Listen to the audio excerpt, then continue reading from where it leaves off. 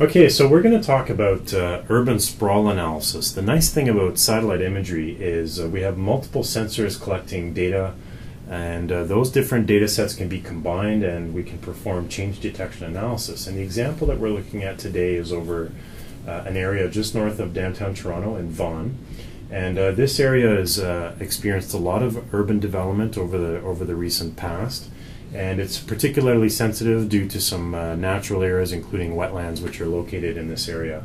So we have a couple of data sets on the screen here. We see both a spot image that was collected in 2002, which is the larger area behind, and then over top of that we see a ComSat image, a series of ComSat images that were collected in 2007.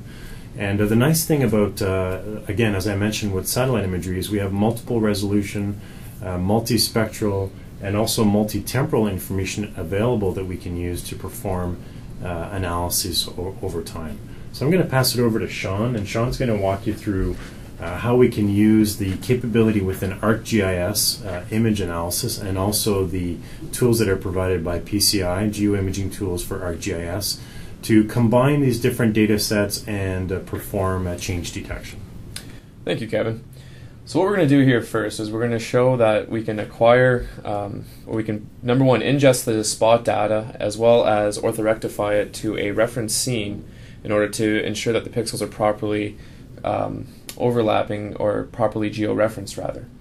We're going to do the same thing for the ComSat data set in order to make sure that the scenes from the ComSat properly overlap the same features in the spot image underneath. So these are two output files. We're going to go back to the beginning and show how this is essentially created. So there's a couple different tools that PCI Geomatics provides in order to accomplish this in the ESRI environment. So we have the geoimaging tools, as Kevin alluded to. And in the geoimaging tools, we have the capability of working with a single scene at a time, or a single set of scenes at a time, and working with this panel in order to actually go from the raw image to the orthorectified image, or images. But we also have some other different options. We have the options to run this as a batch flow, so we can work with multiple images at once, which is quite advantageous for the spot scene. The spot scene contains an MS and a pan-chromatics image, which we want to eventually perform a pan sharpening on. So it makes sense to perform the co-registration or the orthorectification at the same time. We also provide a third option, which allows users to create their own workflows. Now this is provided here in a pre-constructed workflow that we had generated earlier, and we can show that a simple model can be developed to perform all processes at once, both in a batch process and in a series. And we get the Spot 5 multispectral, as well as the Spot 5 panchromatic. And actually, one other thing to note here is that the two spot scenes, so the panchromatic and the Spot MS, were actually captured on different dates. So we can use the image analysis tool in order to do a very quick pan sharpening of the two. So at this stage, now that we have our two images properly aligned and in the proper resolution, we can now perform a classification, an image classification. Now the purpose of this classification isn't to properly distinguish each individual feature, but it's to separate urban from non-urban features. So we've broken it down to a base set of classes that we're going to be working with. We've already collected our training sites, and we're going to be computing our interactive classification on the ComSat layer. So we choose our ComSat image from the list. We choose classification, so it goes to the classification drop-down. And we choose interactive supervised classification.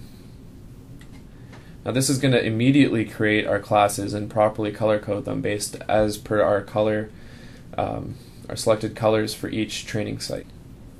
So as you can see here, we actually get a fairly well detailed classification map of the ComSat imagery.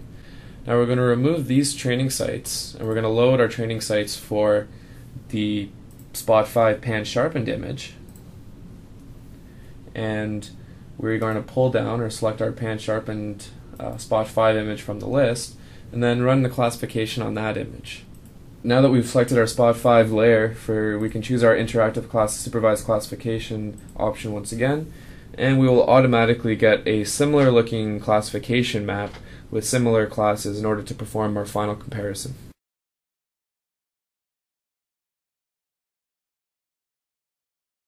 Now that we have our two final classification maps, we can use Raster Calculator in order to do a conditional comparison between the two.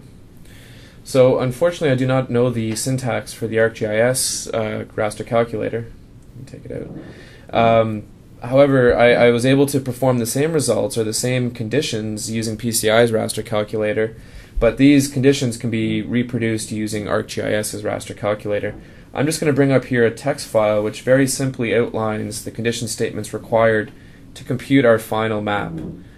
Now if you look over here, you can see there's a bunch of statements that basically produce different values in our output image.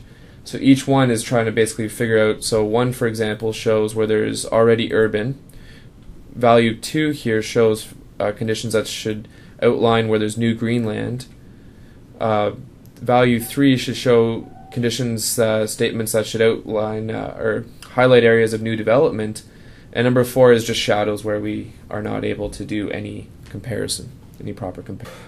So now I'm going to load our urban change classification map, urban change detection map of the Vaughan area.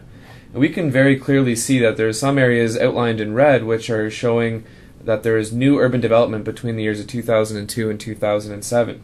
So I'm going to zoom in on one of these areas here so we can further inspect it.